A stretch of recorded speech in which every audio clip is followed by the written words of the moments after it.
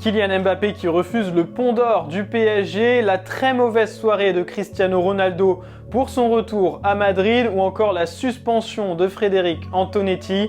On en parle tout de suite dans le journal de Made in Foot.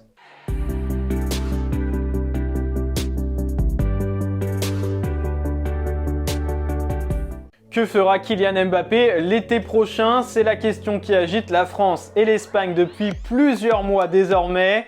Alors qu'il semblait se diriger vers le Real Madrid à la fin de son contrat l'été prochain, le PSG a repris espoir ces derniers temps. Pour rappel, un salaire de 1,2 million d'euros par semaine lui aurait été proposé par le club de la capitale.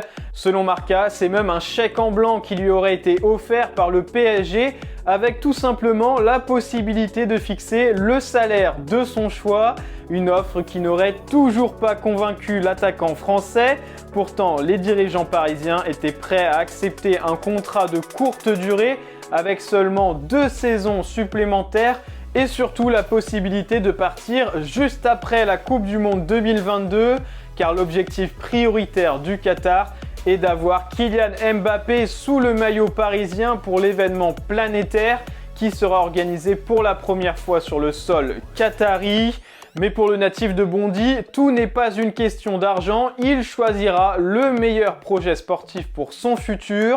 Le Real Madrid a donc encore toutes ses chances, même si la proposition madrilène est aujourd'hui inférieure à celle du PSG. En attendant de faire un choix sur son avenir, Kylian Mbappé se concentre sur le 8e de finale retour face au Real Madrid avec l'opportunité de se qualifier pour les quarts de finale et surtout l'objectif d'aller soulever la coupe aux grandes oreilles en mai prochain. Cristiano Ronaldo a passé une sale soirée alors qu'il retrouvait sa proie favorite, l'Atlético Madrid en Ligue des Champions. L'attaquant de Manchester United est resté impuissant pendant 90 minutes. Privé de ballon et d'occasion, le Portugais a aussi été passablement agacé par l'arbitrage de la rencontre. Après avoir subi plusieurs fautes d'anti-jeu, il a réclamé des cartons jaunes sans succès. CR7 muselé, Manchester United s'en est remis au jeune Anthony Elanga pour arracher l'égalisation. Et malgré ce match compliqué face à l'Atlético, Cristiano Ronaldo s'est malgré tout réjoui d'être revenu dans la ville madrilène où il a connu tant de succès avec le Real. C'est toujours un grand sentiment d'être de retour à Madrid, l'une des rares villes au monde que j'ai appris à appeler maison, a-t-il écrit sur son compte Instagram. Frédéric Antonetti connaît sa sanction et elle est lourde, très lourde. Après sa bagarre avec Sylvain Armand lors du match entre Lille et Metz, l'entraîneur messin a écopé de 10 matchs de suspension par la commission de discipline, dont 3 avec sursis. Il pourrait donc revenir sur le banc face à Lorient lors de la 33e journée de Ligue 1. Au cœur de cette bagarre, Sylvain Armand et Olivier Létang ont eux respectivement écopé de 4 et 2 matchs de suspension.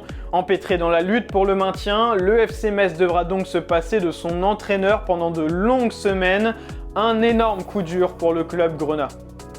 Enfin, on termine par la Ligue Europa Conférence et le match retour de l'OM face à Karabag, vainqueur 3-1 du match aller. Les joueurs de Jorge Sampaoli se rendent en Azerbaïdjan avec un bel avantage. Épreuve que les Marseillais prennent ce match très au sérieux. L'entraîneur olympien a emmené tous ses joueurs disponibles pour ce long voyage, à l'exception de Luis Enrique qui n'est pas qualifié pour cette compétition. Coup d'envoi à 18h45 depuis le stade Tofik Beramov de Bakou. Et voilà pour les infos foot du jour. Merci de nous avoir suivis. N'oubliez pas de vous abonner à notre chaîne YouTube et de liker cette vidéo. Et on se retrouve bientôt pour un nouveau journal de Made in Foot.